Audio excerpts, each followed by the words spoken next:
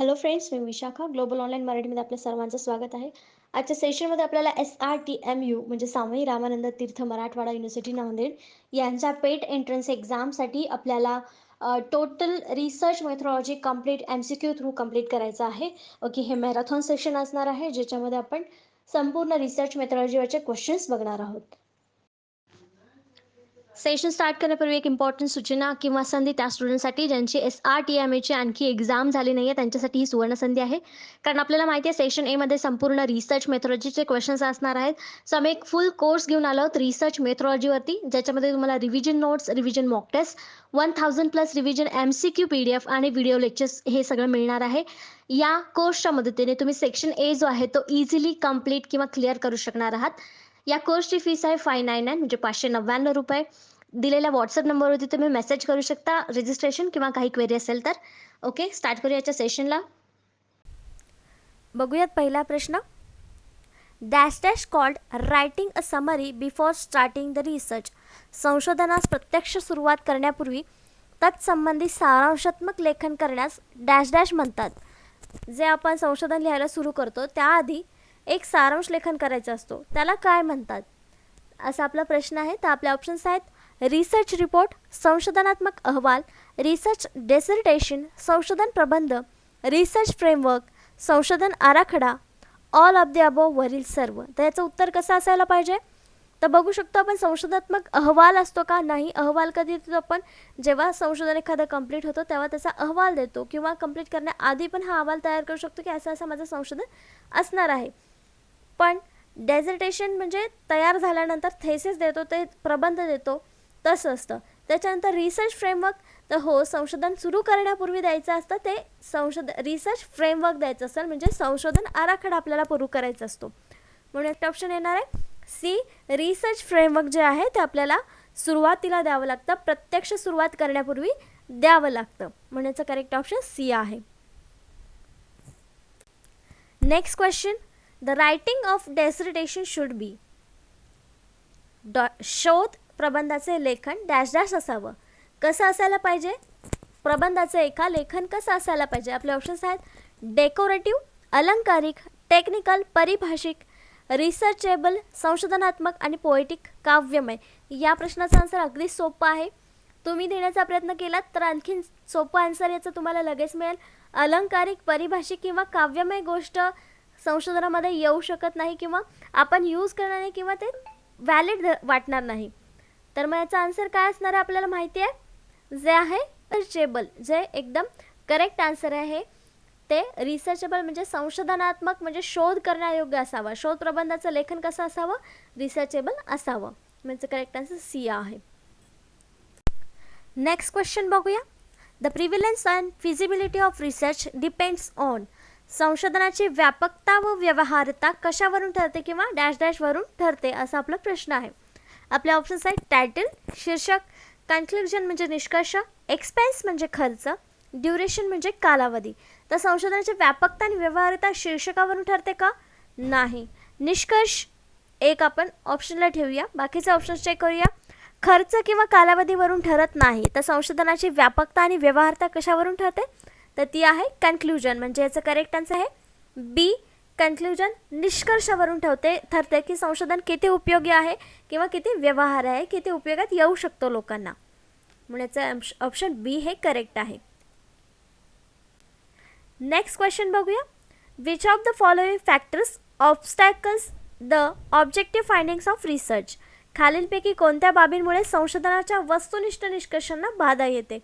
वस्तुनिष्ठ निष्कर्ष असतात, एखाद्या संशोधनाचे वस्तुनिष्ठ निष्कर्ष असतात आपल्याला माहिती आहे, पण काही बाबींमुळे याला बाधा येते, म्हणजे अडथळा येतो. तर कशामुळे येतो? तर आपले ऑप्शन्स बघूयात.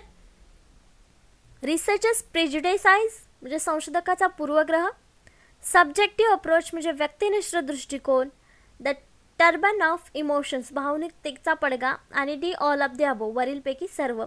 त्याचं करेक्ट ऑप्शन काय असायला पाहिजे? तर आपण एक एक करून बघितलं तर बघावं की संशोधकाचा पूर्वग्रह जो असेल तो सुद्धा या गोष्टीला बाधा आणेल, म्हणजे जो काही खरा रिझल्ट आहे तो आपल्या समोर येणार नाही. त्याच्यानंतर व्यक्तिनिष्ठ दृष्टिकोन, तोही एक इथे चुकीचा निष्कर्ष देऊ शकतो किंवा वस्तुनिष्ठ निष्कर्षाला बाधा अडथळा निर्माण करू शकतो. भावनिक तीच अपडगा असेल त्यावेळेस देखील संशोधक इमोशनल होऊन एखादा रिझल्ट देऊ शकतो, निष्कर्ष देऊ शकतो. म्हणजे हे देखील जे ऑप्शन आहे ते देखील आपल्याला वस्तुनिष्ठ निष्कर्षासाठी बाधा येऊ शकते. माझं करेक्ट ऑप्शन काय आहे? D, all of the above. वरील सर्व ज्या गोष्टी आहेत किंवा जेव्हा वरील सर्व जे ऑप्शन्स आहेत त्याचं करेक्ट आन्सर आहे ऑल ऑफ द अबोव. पुढचा प्रश्न बघूया. The main report of research usually contains dash dash cases. संशोधनाच्या मुख्य अहवालात साधारणपणे किती प्रकरणं असतात किंवा डॅश डॅश प्रकरणे असतात. तर इथे आपल्याला किती प्रकरणं असतात ते सांगायचं आहे.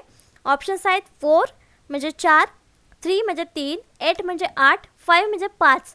तर यामध्ये किती प्रकरणं असती? 5 प्रकरणं यामध्ये असतात. हे आपल्याला पाठ करायचं आहे किंवा माहिती असलं पाहिजे. ह्याचं करेक्ट आन्सर 5 आहे. पुढचा प्रश्न बघूया. Which of the following can determine the quality of research. संशोधनाचा दर्जा खालीलपैकी कशावरून निर्धारित करता येईल. तर संशोधनाचा दर्जा जो आहे तो कशावरून निर्धारित करतात किंवा ओळखला जातो ते आपल्याला सांगायचं आहे. आपले ऑप्शन्स आहेत द रिसर्चर्स, संशोधकावरून. तर नाही, संशोधकावरून दर्जा कधीच ठरवला जात नाही. द गाईड, मार्गदर्शक, मार्गदर्शकावरून देखील संशोधनाचा दर्जा ठरत नाही. नेक्स्ट आहे नॉलेज ऑफ रिसर्च मेथॉडॉलॉजी, संशोधन पद्धती कुठली वापरले याच्यावरूनही त्याचा दर्जा आपल्याला लक्षात येणार नाही. चौथा ऑप्शन आहे रिसर्च डेझर्टेशन म्हणजे संशोधन प्रबंधावरून. तर आपलं करेक्ट ऑप्शन देखील हे डी, रिसर्च डेझर्टेशन. कारण प्रबंधामध्ये संशोधन पूर्णपणे मांडलं गेलेलं असतं. जे अभ्यासकाला किंवा जे इतर संशोधनकर्ते आहेत त्यांना ते उपयोगी पडतं तो प्रबंध. संशोधनामधली पद्धतीशास्त्र कुठलं वापरलेलं आहे यापेक्षा देखील कुठला प्रश्न उपयोगी पडतो आपल्याला, तर प्रबंध जो काय आहे तो जास्त उपयोगी करतो. म्हणून त्याच्यावरून संशोधनाचा दर्जा निश्चित करू शकतो किंवा निर्धारित करता येतो. म्हणून याचा करेक्ट ऑप्शन डी आहे. नेक्स्ट क्वेश्चन बघूया. This is a special method of writing bibliography in research. संशोधनात संदर्भ ग्रंथसूची लेखन करण्याची डॅश डॅश ही एक विशेष पद्धत आहे. कोणती? आपले ऑप्शन्स आहेत APA, BBA, PAT, APU. हे जे काय आहेत ते आपल्याला ऑप्शन्समध्ये दिलेले आहेत. ते बिब्लिओग्राफी रायटिंगच्या मेथड्स आहेत, स्टाईल्स आहेत असं आपल्याला माहिती आहे. पण यातलं खरं ऑप्शन करेक्ट आन्सर जे आहे ए, APA. APA ही जी आहे ती एक सायटेशन स्टाईल आहे. बिब्लिओग्राफी रायटिंगची एक स्टाईल आहे ज्याचा फुल फॉर्म आहे अमेरिकन सायकोलॉजिकल असोसिएशन. हा एक फॉर्मॅट आहे जेव्हा आपण एखादं जर्नल मध्ये संशोधन देतो त्याच्यामध्ये आपल्याला ग्रंथसूची द्यावी लागते इतर लोकांना अभ्यास करण्यासाठी किंवा लिंक लागण्यासाठी, संदर्भ घेण्यासाठी. त्यावेळेस या फॉर्मॅटमध्ये ती लिहिली जाते ज्याच्यामध्ये आपल्याला स्टाईल्स आणि फॉर्मॅटमध्ये अकॅडमिक डॉक्युमेंट्स सच लाईक स्कॉलरली जर्नल्स, आर्टिकल्स आणि बुक्स हे गोष्टी त्याच्यामध्ये या गोष्टीमध्ये ते वापरलं जाते APA स्टाईल. पुढचा प्रश्न बघूया. Which of the following is characteristics of research problem. खालीलपैकी कोणता संशोधन समस्येचा गुण सांगता येईल. संशोधन समस्येचा गुण काय आहे आपल्याला सांगायचं. सगळ्यात पहिले आपल्याला महत्त्वाचं कळलं पाहिजे की रिसर्च प्रॉब्लेम म्हणजे काय आहे. रिसर्च करण्यापूर्वी आपल्याला एखादी समस्या निवडावी लागते ज्याच्यावर आपल्याला अभ्यास करायचा आहे, त्याला आपण रिसर्च प्रॉब्लेम म्हणतो. त्याचा गुण काय आहे किंवा ते कसे असायला पाहिजेत म्हणजे त्याला आपण गुण म्हणू शकतो. तर आपले ऑप्शन्स बघूयात काय आहेत. Research problem should be concise, संशोधन समस्या संक्षिप्त असावी. राईट विदाउट पंक्च्युएशन, विरामचिन्हांचा वापर न करता लिहावी. Should be a need oriented research topic, गरजाभिमुख संशोधन विषय असावा. ऑल ऑफ द अबोव म्हणजे वरील सर्व. तर संक्षिप्त समस्या म्हणजे संशोधन समस्या जी आहे ती संक्षिप्त असावी हे बरोबर आहे, चांगला गुण म्हणता येईल. त्याच्यानंतर विरामचिन्हाचा वापर आपण कधीच करायचा नसतो संशोधन समस्येमध्ये, बरोबर आहे. आणि गरजाभिमुख संशोधन विषय असावा, विषय निवडतानाच आपण गरजाभिमुख संशोधन विषय निवडतो म्हणजे हा देखील आपला एक गुण आहे असं आपण म्हणू शकतो. ऑब्व्हियसली याचा करेक्ट असणार आहे D, all of the above. वरील सर्व ऑप्शन्स जे आहेत ते संशोधन समस्येचे गुण आहेत असं आपण म्हणू शकतो. म्हणून करेक्ट ऑप्शन डी आलेला आहे. Next question. To generate new knowledge is main purpose of which research. नवीन ज्ञानाची निर्मिती करणे हा कोणत्या संशोधनाचा मुख्य उद्देश आहे. नवीन ज्ञानाची निर्मिती करतो म्हणजे कुठला संशोधन आपण करत असतो.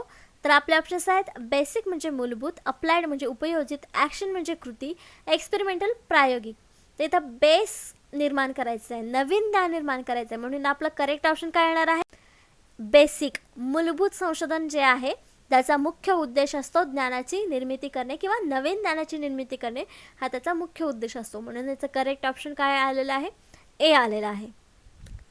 Next question, in the evaluation of research report emphasize on looking at the matter. संशोधन अहवालाच्या मूल्यांकनात डॅश डॅश बाब पाहण्यावर भर असतो. कुठली बाब पाहण्यावर भर दिलेला असतो संशोधन अहवालाचं मूल्यांकन करताना? तर आपले ऑप्शन्स आहेत हायपोथेसिस परिकल्पना किंवा गृहीतक मांडणी, अझम्पशन्स गृहीतक मांडणी, रिसर्च मेथोडॉलॉजी संशोधन कार्यपद्धती, proper combination of objectives and conclusions. तर सगळ्यात महत्त्वाचं काय असतं, आपण रिसर्च करणार आहेत तेव्हा आपल्याला उद्दिष्ट काय आहेत आणि निष्कर्ष काय निघालेत हे आपल्याला जास्त महत्त्वाचं असतं. म्हणून मूल्यांकन करताना देखील या गोष्टींना जास्त महत्त्व दिलं जातं. म्हणून काय येणार आहे? D, the proper combination of objectives and conclusions हे त्याचं करेक्ट आन्सर आहे. Next question, the scientific approach has one characteristics that no other method of attaining knowledge has and that is. ज्ञान मिळवण्याच्या पद्धतीमध्ये इतर कोणत्याही पद्धतीत न दिसणारा पण शास्त्रीय पद्धतीत असणारा विशेष गुणधर्म कोणता आहे? तर संशोधन करताना विशेष गुणधर्म कुठला आहे जो शास्त्रीय पद्धतीत आपण वापरतो, तो कुठला आहे? आपले ऑप्शन्स आहेत डिवाइन ऑथॉरिटी दैवी अधिकार, सेल्फ करेक्शन स्वयंसुधारणा, मायटिकल प्रोफेन्सी गूढ भविष्यवाणी, स्पिरिच्युअल रिव्हेलेशन्स आध्यात्मिक प्रकटीकरण. तर इथे करेक्ट जे आहे ते आहे सेल्फ करेक्शन स्वयंसुधारणा. एखादी गोष्ट जर जुन्या काळामध्ये आपल्याकडून चुकली असेल तर त्याच्यामध्ये आपल्याला सुधारणा करायची असते. म्हणून एखाद्या ज्ञानावरून प्रयोग होऊन किंवा त्याच्यावर संशोधन करून नवीन ज्ञान आपल्याला मिळतं आणि त्याच्यातून आपण स्वयंसुधारणा करत असतो. म्हणून हा इथे एक गुणधर्म आहे, शास्त्रीय पद्धतीत असणारा विशेष गुणधर्म हा आहे. म्हणजे करेक्ट आन्सर बी आहे. नेक्स्ट क्वेश्चन बघूया. The process of इस्टॅब्लिशिंग a relationship of mutual trust between researchers and participants is known as. संशोधक आणि संशोधनात सहभागी होणारे यामध्ये परस्पर विश्वास निर्माण करण्याची प्रक्रिया म्हणजे काय? दोघांमध्ये एकमेकांमध्ये परस्पर विश्वास निर्माण करण्याची एक प्रक्रिया आहे ज्याला आपण काय म्हणतो? शास्त्रीय भाषेत किंवा या संशोधनाच्या भाषेमध्ये? आपले ऑप्शन्स आहेत इंटिमसी जवळीक, इन्फॉर्मॅलिटी म्हणजे अनौपचारिकता, रॅपोर्ट म्हणजे एकतांता आणि नेक्सस म्हणजे संबंध. तर या प्रक्रियेला आपण म्हणतो रॅपोर्ट, एकतांता. या तिन्ही बाकीच्या तिन्ही ऑप्शन्स त्याच्याशी निगडीत नाही आहेत किंवा ते त्याला म्हटलं जात नाही. पण रॅपोर्ट आणि एकतांता ही एक अशी प्रक्रिया आहे ज्यामध्ये संशोधक आणि संशोधनात सहभागी होणारे यांच्यामध्ये परस्पर एक विश्वास निर्माण करण्याची प्रक्रिया होते. नेक्स्ट क्वेश्चन बघूया. Research problem is one which clearly six a relation between. संशोधनात्मक प्रश्न कशामधील संबंध स्पष्टपणे शोधण्याचा प्रयत्न करतो. तर इथे आपल्याला एक प्रश्न विचारला जो असा आहे की संशोधनात्मक प्रश्न कशामधील संबंध स्पष्ट करतो, कुठल्या गोष्टींमधला संबंध स्पष्ट करतो? आपले ऑप्शन्स आहेत लॉजिस्टिक्स सेवा पुरवठा, रिसर्चर्स संशोधक, हायपोथेसिस म्हणजे परिकल्पना आणि व्हेरिएबल्स म्हणजे परिवर्तक किंवा चल ज्याला आपण म्हणतो. तर कशामध्ये संबंध स्पष्ट करतो संशोधनात्मक प्रश्न? तर आपलं करेक्ट आहे हायपोथेसिस परिकल्पना. जे काय आपण प्रश्न मांडलेले आहेत किंवा अजम्पशन केलेले आहेत की आपल्या संशोधनामध्ये ही माहिती पुढे येऊ शकते किंवा असं आपण हायपोथेसिस करतो, तर त्या प्रश्नांचा संबंध संशोधनामध्ये स्पष्ट करण्याचा प्रयत्न केला जातो. म्हणून करेक्ट ऑप्शन सी आहे. Next question, hypothesis is formulated on the basis of. परिकल्पना तयार करण्यासाठीची पूर्व पीठिका यात असते किंवा परिकल्पना तयार करण्यासाठी पूर्व गोष्ट जी आपल्याकडे आवश्यक आहे ती काय आहे? आपले ऑप्शन्स आहेत एक्झिस्टिंग थेअरी अँड लिटरेचर उपलब्ध साहित्य आणि सिद्धांत, इंटरव्ह्यूज म्हणजे मुलाखती, क्वेश्चनायर म्हणजे प्रश्नावल्या, ऑब्झर्वेशन्स म्हणजे निरीक्षणे.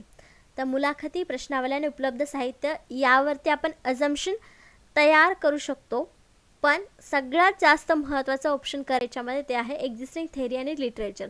जेव्हा आपण आधीच्या गोष्टींवरती अभ्यास करतो त्यावरच आपण पुढचे अजम्पशन्स किंवा पुढचे हायपोथेसिस मांडत असतो, फॉर्म्युलेट करत असतो. म्हणून जो बेस आहे हायपोथेसिस बनवण्याचा तो आहे लिटरेचर रिव्ह्यू किंवा एक्झिस्टिंग थेअरी आणि लिटरेचर. म्हणायचं करेक्ट ऑप्शन ए आलेला आहे. नेक्स्ट क्वेश्चन बघूया. Reality for scientific research exist in. शास्त्रीय संशोधनाच्या दृष्टीने सत्यता म्हणजे डॅश डॅश किंवा सत्यता म्हणजे काय असा प्रश्न आहे.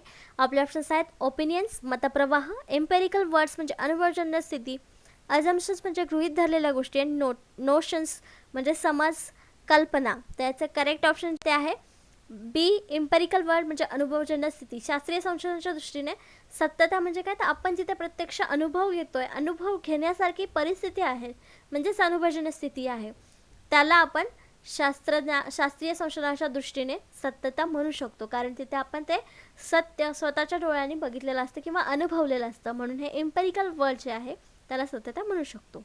Option B correct answer. Next question. Belief unlike knowledge refers to things that one accepts as true without any specific. ज्ञानामध्ये नव्हे तर कल्पनेत ज्या गोष्टी विशिष्ट संदर्भाशिवाय खऱ्या मानल्या जातात त्या म्हणजे. आता कोणत्या अशा गोष्टी आहेत ज्या ज्ञानामध्ये नाही पण कल्पनेमध्ये खऱ्या मानल्या जातात. तर आपले ऑप्शन्स आहेत प्रूफ्स म्हणजे पुरावे, व्हॅल्यू म्हणजे मूल्य, मेजर्स म्हणजे मोजमाप, वेटेज म्हणजे भारांकन. तर ते करेक्ट आहे व्हॅल्यू म्हणजे मूल्य जे आहेत ते कल्पनेत विशिष्ट संदर्भाशिवाय खऱ्या मानल्या जातात, म्हणून याचं करेक्ट ऑप्शन बी आहे. नेक्स्ट क्वेश्चन बघूया. Research does not accept any findings as true unless the finding is subjected to testing procedure which is open to public inspection such as principle as known as.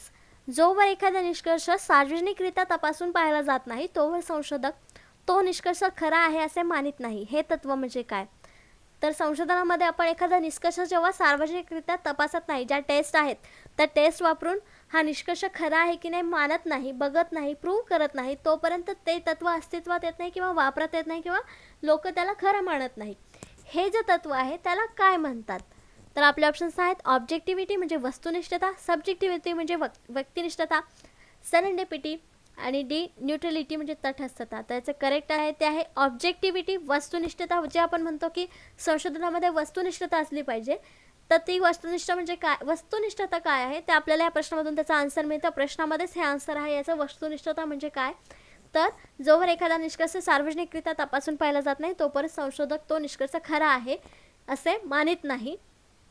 या तत्वाला आपण वस्तुनिष्ठता असं म्हणू शकतो, म्हणून याचं करेक्ट ऑप्शन आहे ए ऑब्जेक्टिव्हिटी. बघूयात पुढचा प्रश्न. The research method which has the objective of understanding the questions like why and how along with the question like what refers to. का, कसे, कधी अशा प्रश्नांची उत्तरं शोधण्यासाठी करण्यात येणारं शास्त्रीय संशोधन म्हणजे. तर आपला प्रश्न असा आहे की का, कसे, कधी या प्रश्नांची उत्तरं शोधण्यासाठी आपण कोणत्या प्रकारचं संशोधन वापरतो किंवा कोणत्या प्रकारच्या संशोधनामध्ये या प्रकारच्या प्रश्नांची उत्तरे मिळतात असा देखील प्रश्न याच्यावर येऊ शकतो. तर आपले ऑप्शन्स बघूयात आपण.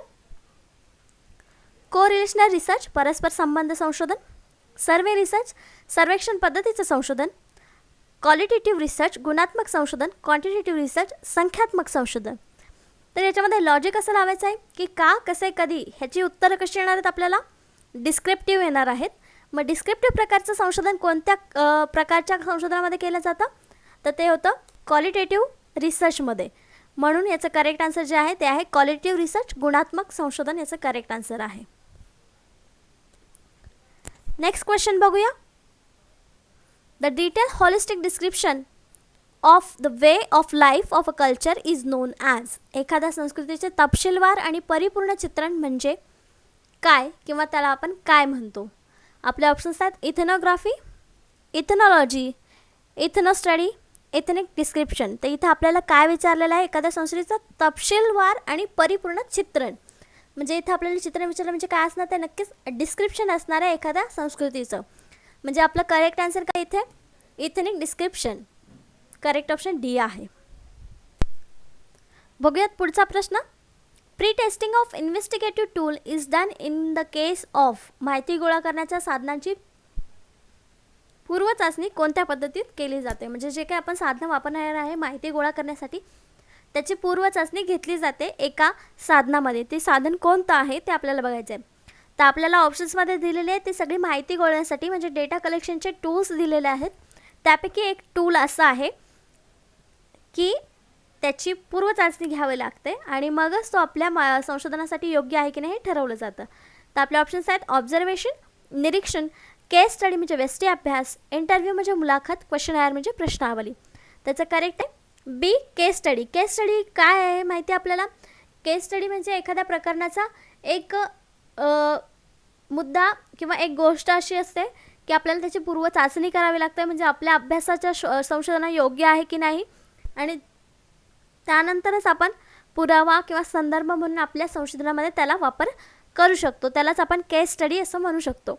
म्हणून या प्रश्नाचा आन्सर जे आहे ते आहे बी. जर असा कोणता टूल आहे ज्याच्यासाठी पूर्वचाचणी आवश्यक आहे संशोधनासाठी माहिती गोळा करण्यासाठी, तो आहे case study.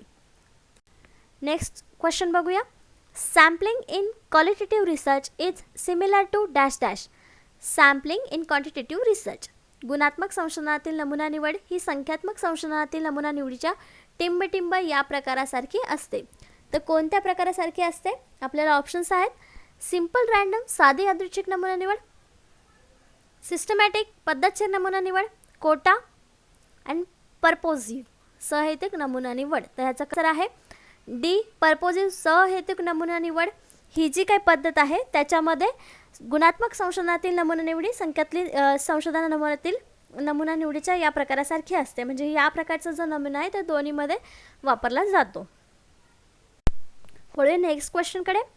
Close ended questions are those that. पर्यायबद्ध प्रश्न हे कसे असतात किंवा पर्यायबद्ध प्रश्नाचं डिस्क्रिप्शन आपल्याला आन्सरमध्ये द्यायचं आहे. आणि आपले ऑप्शन्स आहेत.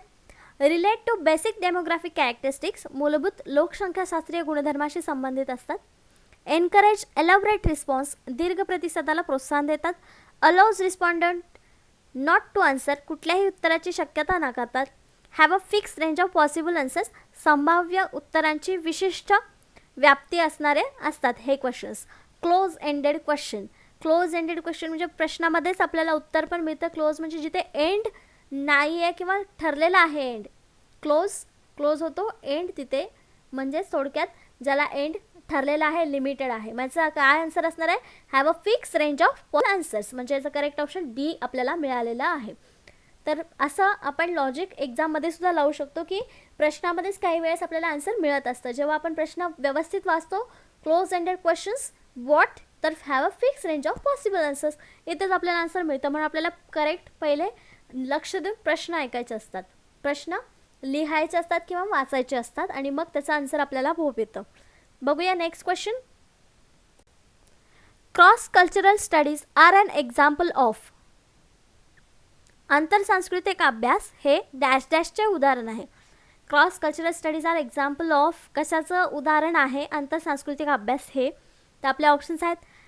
केस स्टडी, व्यष्टी अभ्यास, कंपॅरेटिव्ह स्टडी, तौलनिक अभ्यास, एक्सपेरिमेंटल स्टडी, प्रायोगिक अभ्यास, क्रॉस सेक्शनल स्टडी, तिर्यक छेदात्मक अभ्यास. तर क्रॉस कल्चरल म्हणजे दोन कल्चर असतात, त्या दोन कल्चरचा अभ्यास करायचा आहे. जिथे क्रॉस वर्ड आलेला आहे तिथेच आपल्याला दोन एक्झाम्पल्स असणार आहे, त्याच्यामध्ये आपल्याला लक्षात यायला पाहिजे. मग याचा करेक्ट आन्सर काय असणार आहे? जिथे दोन संस्कृतीचा अभ्यास करणार म्हणजे नक्कीच तिथे कंपॅरेटिव्ह स्टडी होणार, तौलनिक अभ्यास होणार. म्हणजे याचं करेक्ट येणार आपलं बी कंपॅरेटिव्ह स्टडी, तौलनिक अभ्यास या प्रकारचं हे उदाहरण आहे. म्हणून याचा आन्सर बी आलेला आहे. बघूया next question. What is research design. संशोधन आराखडा म्हणजे काय? सगळ्यात पहिले संशोधन करताना आपल्याला संशोधन डिझाईन बनवावे लागते, त्यानंतर आपण संशोधनाला सुरुवात करतो. तर तेच संशोधन डिझाईन म्हणजे काय हे आपल्याला सांगायचं आहे. आपले ऑप्शन्स आहेत. A way of conducting research that is not grounded in theory. सैद्धांतिक आधार नसलेले संशोधन करण्याचा मार्ग. The choice between using qualitative and quantitative methods. गुणात्मक आणि संख्यात्मक पद्धतीपैकी एक पद्धत निवडण्याची गोष्ट किंवा पद्धत म्हणजे रिसर्च डिझाईन. की the study in which you present research findings. संशोधन फलितांचे सादरीकरण करण्याची पद्धत आहे research design. A framework for every stage of collection and analysis of data. संकलन व विश्लेषण यासाठी तयार केलेली माहिती चौकट म्हणजे रिसर्च डिझाईन. तर मी एक आयडिया देऊन ठेवते की रिसर्च डिझाईन जिथं वर्ड येईल तिथं फ्रेमवर्क, डेटा कलेक्शनचं, ॲनालिसिसचं, रिसर्चचं फ्रेमवर्क म्हणजे रिसर्च डिझाईन आपण थोडक्यात असं म्हणू शकतो किंवा लक्षात ठेवू शकतो. मग ज्या ऑप्शनमध्ये आपल्याला फ्रेमवर्क दिसतं आहे, पण प्रत्येक ऑप्शनमध्ये फ्रेमवर्क असू शकतं, आपल्याला चेक करायला पाहिजे. पण या प्रश्नामध्ये फ्रेमवर्क वर्ड जिथं आलेलं आहे ते आपलं करेक्ट आन्सर असणार आहे. A framework for every stage of collection and analysis of data is a correct answer of research design. Research design means a framework for every stage of collection. Let's move to the next question. Dash dash hypothesis a proposal based on specific observation. Dash dash परिकल्पना हे विशिष्ट निरीक्षणावर आधारित योजना आहे. तर कोणत्या प्रकारची hypothesis परिकल्पना ही विशिष्ट निरीक्षणावर आधारित आहेत? तर आपले ऑप्शन आहे डायरेक्शनल, दिशादर्शक, नल म्हणजे निराकरणीय, डिडक्टिव्ह म्हणजे अनुमानात्मक, इंडक्टिव्ह म्हणजे परिवर्तनात्मक. त्याचा आन्सर आहे D, inductive. Inductive hypothesis is propose based on specific observation. हे आपल्याला लक्षात ठेवायचं आहे, म्हणून करेक्ट ऑप्शन आहे डी. नेक्स्ट क्वेश्चन बघूया. Which one of the following is a most important component of normative research. मूल्यात्मक संशोधनाचा सर्वात महत्त्वाचा घटक कोणता? मूल्यात्मक संशोधन सर्वात महत्त्वाचा घटक, असा प्रश्न सिंपल आहे. आपले ऑप्शन्स आहेत सर्वे, पार्टिसिपेटरी ऑब्झर्वेशन सहभाग निरीक्षण, डिडक्टिव्ह मेथड निगमनात्मक पद्धत आणि फील्ड वर्क म्हणजे क्षेत्रकार्य. करेक्ट आन्सर आहे डी, डिडक्टिव्ह मेथड जी आहे ती मूल्यात्मक संशोधनाचा सर्वात महत्त्वाचा घटक आहे मूल्यमापन करण्यासाठी. नेक्स्ट क्वेश्चन बघूया. One of the main M of science is. शास्त्राचा एक प्रमुख ध्येय काय आहे? आपले ऑप्शन्स आहेत पर्सुएशन मन वळवणे, प्रिडिक्शन भाकीत करणे, पोस्टडिक्शन म्हणजे भूतकाळ जाणणे किंवा असेशन म्हणजे सुस्पष्ट करणे. त्याचं करेक्ट आन्सर आपल्याला माहिती आहे. शास्त्र कशासाठी असतं? तर प्रिडिक्शन करतं. आपण सायन्स, नासा वगैरे ज्या काही संस्था आहेत त्या काय करतात की आपल्याला पुढे काय घडणार आहे, चंद्रग्रहण, सूर्यग्रहण जे काय आहे ते आपल्याला नासाकडून कळतं, कारण ते एक सायन्स आहे, त्याच्यामुळे आपल्याला ते समजतं. मग सायन्सचं मुख्य ध्येय काय आहे? तर प्रिडिक्शन म्हणजे भाकीत करणं हे आहे. म्हणून याचा करेक्ट आन्सर आपल्याला मिळालेला आहे B, prediction. Next question. The stage at which the researcher makes his her observations and record them is called as. ज्या टप्प्यावर संशोधक आपली निरीक्षणे नोंदवते तो टप्पा म्हणजे काय? निरीक्षणं नोंदवण्याचा एक टप्पा आहे, त्या टप्प्याला काय म्हणतात? तर आपले ऑप्शन्स आहेत डेटा मेजरमेंट माहितीचे मापन, डेटा ॲनालिसिस माहितीचे विश्लेषण, डेटा प्रोसेसिंग माहितीचे संस्करण, डेटा कलेक्शन माहितीचे संकलन. त्यातलं करेक्ट ऑप्शन आपल्याला एकच दिसतं जे आहे डी, डेटा कलेक्शन. आपल्याला मिळालेली माहिती, निरीक्षणं, ऑब्झर्वेशन देखील एक प्राथमिक स्रोत आहे डेटा कलेक्शनचा. त्यातून आपण निरीक्षणं नोंदवतो, भलेही ते मग सेकंडरी सोर्समधून आलेले असो किंवा प्रायमरी सोर्सेसमधून आलेले असो, पण जेव्हा ते आपण नोंदवतो तो टप्पा म्हणजे डेटा कलेक्शन होय. म्हणून करेक्ट ऑप्शन डी आलेला आहे. नेक्स्ट क्वेश्चन बघूया. A set of interrelated concepts, definitions and propositions that present a systematic view of phenomena by specific relations among variables is called. परस्पर संबंध असलेल्या संकल्पनांचा समूह, व्याख्या आणि सिद्धांत ज्यांच्या योगे एखाद्या घटनेचा पद्धतशीर विचार मांडणे म्हणजे काय? तर इथं आपल्याला विचारलं आहे परस्पर असलेल्या संकल्पनांचा समूह, व्याख्या आणि सिद्धांत ज्यांच्या योगे एखाद्या घटनेचा पद्धतशीर विचार मांडणे त्याला काय म्हणतात? ज्याच्यामध्ये समूह, व्याख्या, सिद्धांत येतात. ह्या सगळ्याला काय म्हणतात असा सोपा प्रश्न आहे. प्रश्न जरी मोठा वाटत असला, अवघड वाटत असला तरी त्याच्या शब्दांमध्ये फोड करायची, म्हणजे तो प्रश्न आपल्याला नीट समजेल आणि त्याचं करेक्ट आन्सर आपल्याला निघेल. जसं आपण इथं फोड करू शकतो की the set of interrelated concept, definition and prepositions that present systematic view of phenomena.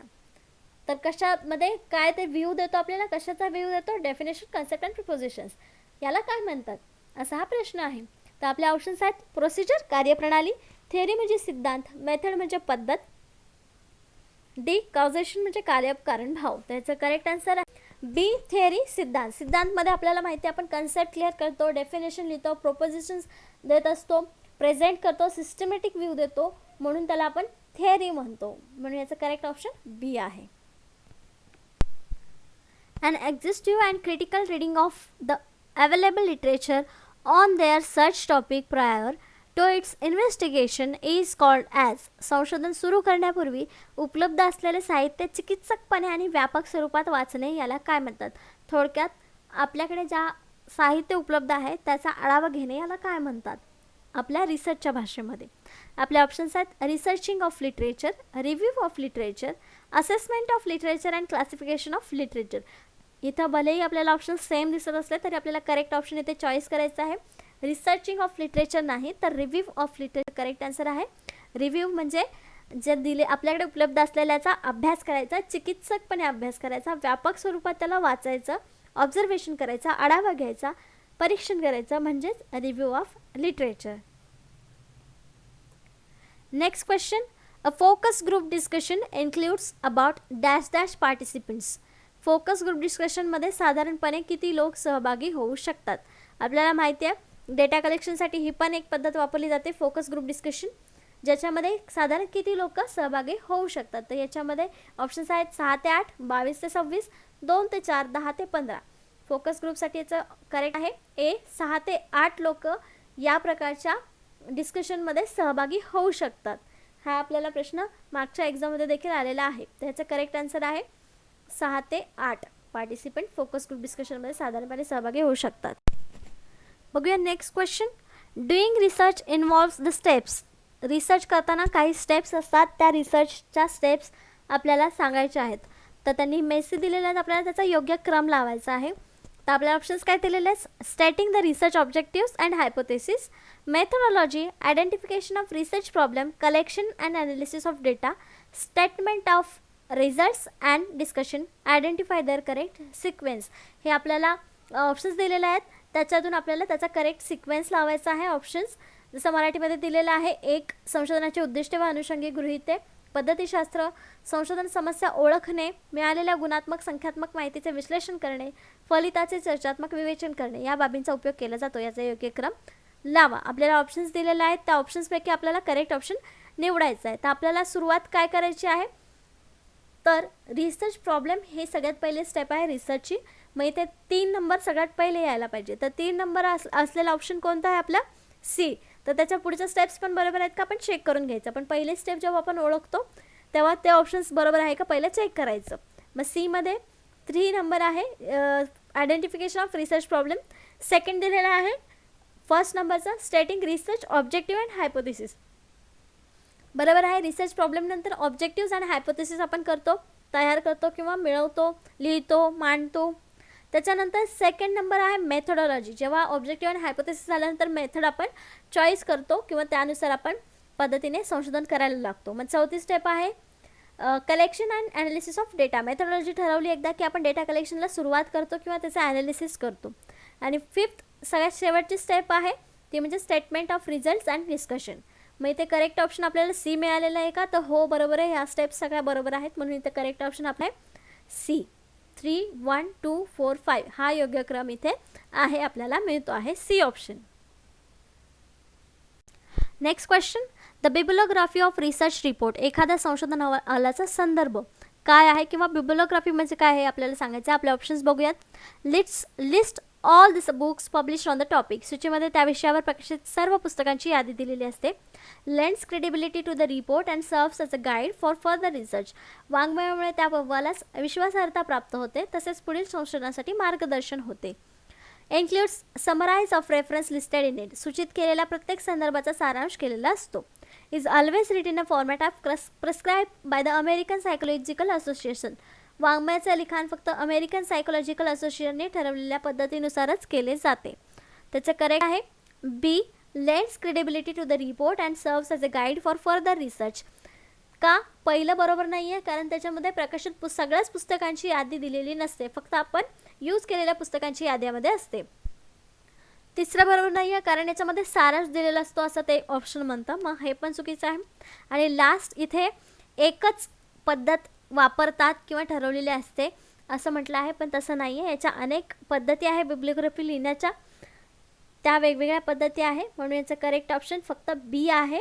हे वाङ्मयामुळे अहवालास विश्वासार्हता प्राप्त करून देते की आपण रेफरन्स खरंच वापरलेले आहेत आणि तसंच पुढचं जो संशोधन करता आहे त्याला ते मार्गदर्शक ठरतं. Next question, no hypothesis can be stated in dash dash term. एका टर्ममध्ये कुठलंही गृहीतक लिहिता येत नाही किंवा मांडता येत नाही. कोणतं गृहीतक आहे असं, तर आपलं ऑप्शन्स आहेत डायरेक्शनल दिशादर्शक, डिक्लेरेटिव्ह उद्घोषणात्मक, नल अँड इंटरोगेटिव्ह शून्य आणि प्रश्नात्मक, जनरल म्हणजे सामान्य.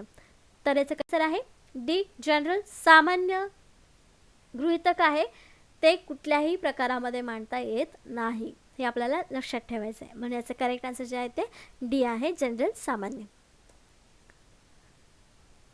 Next question, the F test. F चाचणी म्हणजे काय किंवा एफ चाचणी काय असते, त्याचं वैशिष्ट्य काय आहे.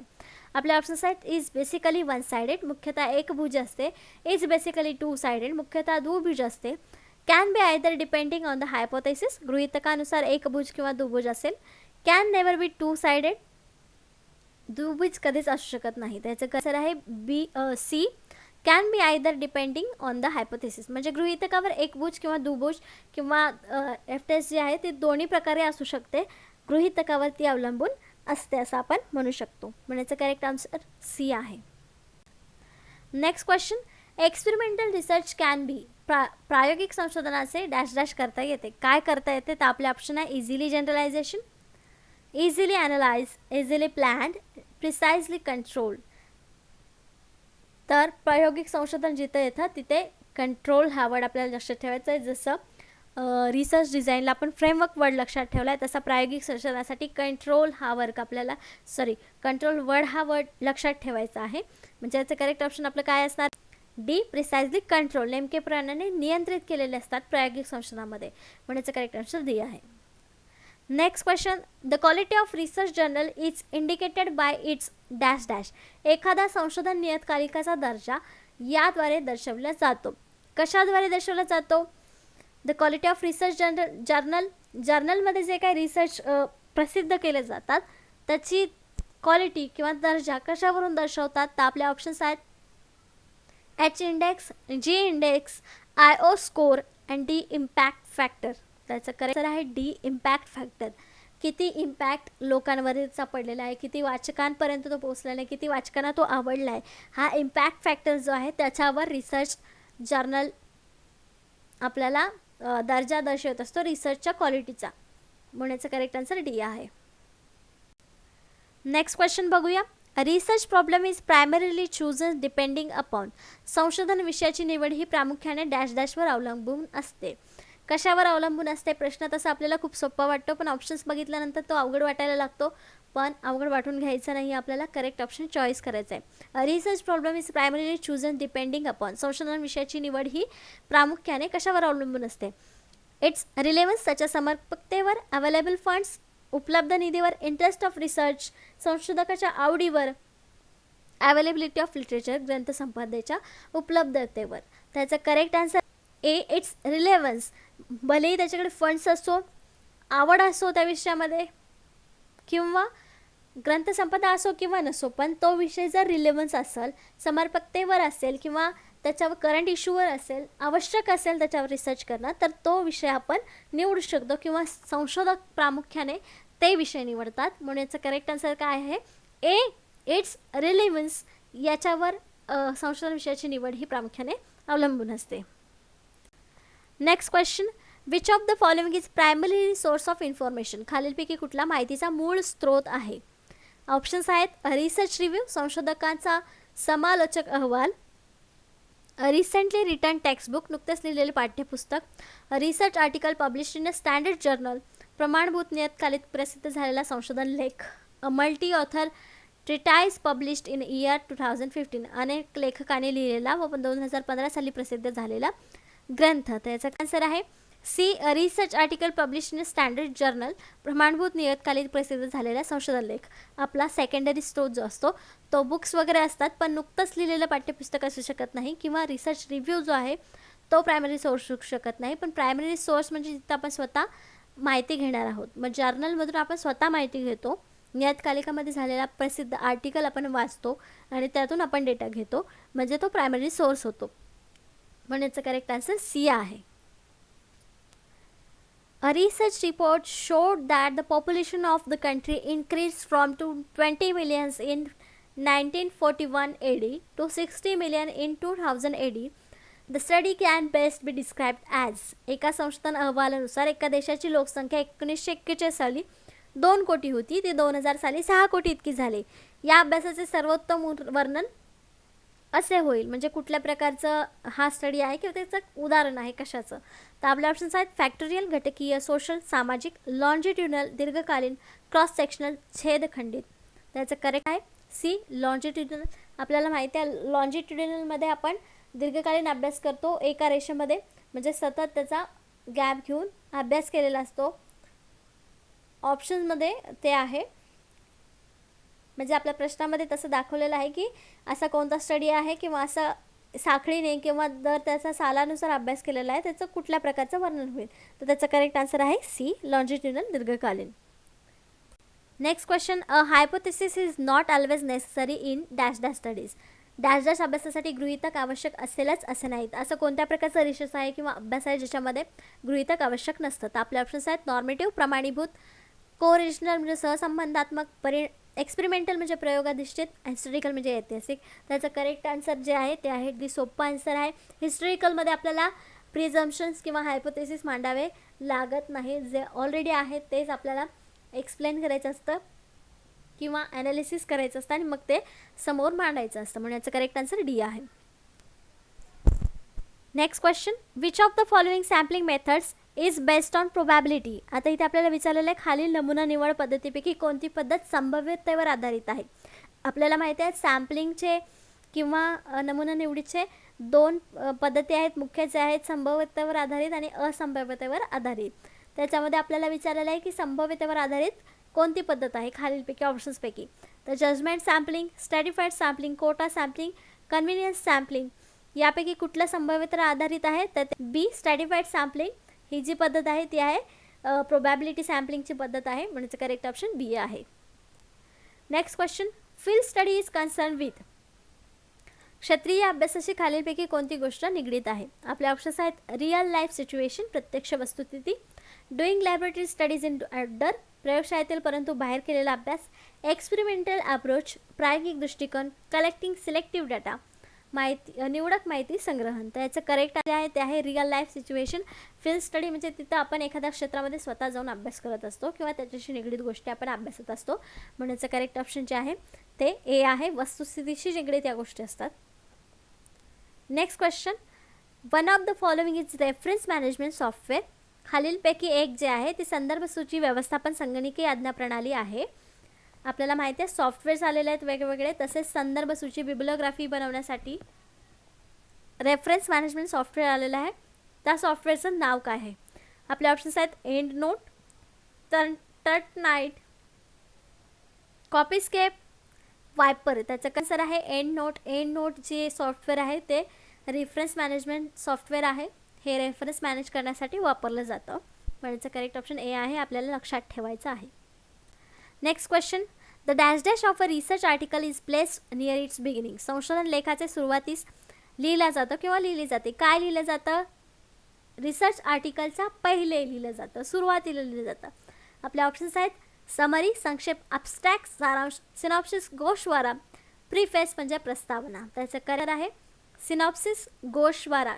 सिनॉप्सिस जे आहे त्या रिसर्च आर्टिकलच्या समोर लिहिलं जातं.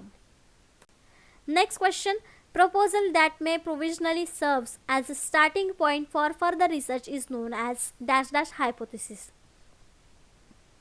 जो प्रस्ताव तत्कालीन स्वरूपात पुढील संशोधन सुरू करण्यासाठी वापरला जातो त्यास डॅश डॅश गृहीतक असे म्हटले जाते. कसलं गृहीतक म्हटलं जातं. तत्कालीन स्वरूपात पुढील संशोधन सुरू करण्यासाठी वापरलं जातं ते. आपले ऑप्शन्स आहेत one sided, inductive, working, non directional. त्याचं करेक्ट आन्सर ते आहे इंडक्टिव्ह. अनुमानात्मक पद्धतीचा हायपोथेसिस जे आहे ते तत्कालीन स्वरूपात पुढील संशोधन सुरू करण्यासाठी वापरलं जातं. Next question, research journals with high dash dash are commonly considered to be more important than those with lower ones. ज्या संशोधन पत्रिका उच्च त्या इतर पत्रिकांपेक्षा जास्त महत्त्वाच्या आहेत असे सर्वसाधारण समजले जाते. कोणत्या प्रकारचे रिसर्च जर्नल्स हाय प्रकारचे आहेत किंवा उच्च दर्जाचे आहेत असं आपण समजतो. आपले ऑप्शन्स आहेत eigen factor, H index, impact factor, 10 score, 10 प्रश्न. त्याचा आन्सर आहे इम्पॅक्ट फॅक्टर. आपण मागे एक क्वेश्चन बघितला की इम्पॅक्ट फॅक्टर हा रिसर्च जर्नलच्या क्वालिटीबद्दल किंवा दर्जाबद्दल माहिती देतो. म्हणून याचं करेक्ट आन्सर जे आहे ते इम्पॅक्ट फॅक्टर आहे. Research journal with a high impact factor are commonly considered to be more important than those with lower ones. Next question, a dash dash is a short term intensive course for a small group emphasizing problem solving or learning newer techniques. या अल्पकालीन सखोल पाठ्यक्रमात लहान गटांनी समस्या समाधान किंवा नवीन तंत्रे आत्मसात करण्यास महत्त्व दिले जाते.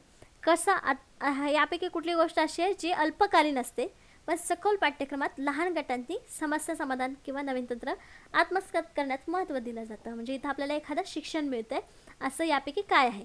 तर आपले ऑप्शन्स आहेत वर्कशॉप, कार्यशाळा, सेमिनार, चर्चासत्र, समर स्कूल, उन्हाळी वर्ग, रिफ्रेश कोर्स म्हणजे उजळणी वर्ग.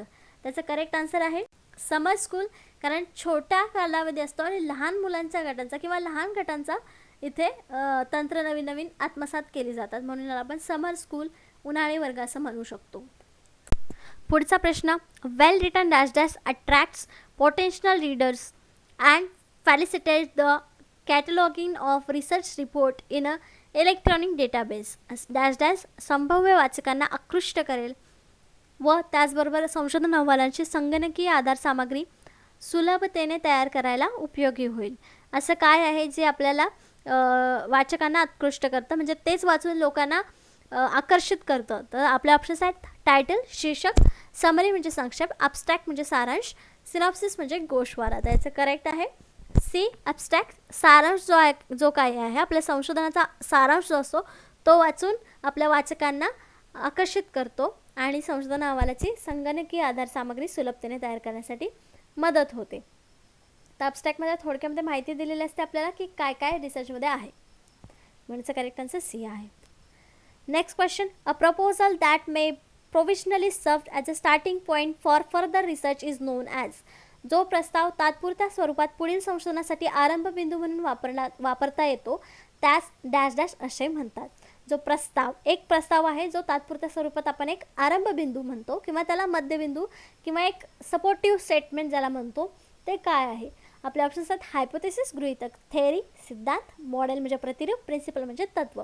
त्याचं काय सर आहे ए हायपोथेसिस गृहीतक. गृहीतक जे असतं ते तात्पुरता आरंभबिंदू म्हणून आपण वापरतो आणि कन्क्लुजनमध्ये मग ते खरं आहे की खोटं आहे, प्रूव्ह झालं की नाही हे आपण सांगत असतो. म्हणजे करेक्ट ऑप्शन ए आपल्याला मिळालेला आहे.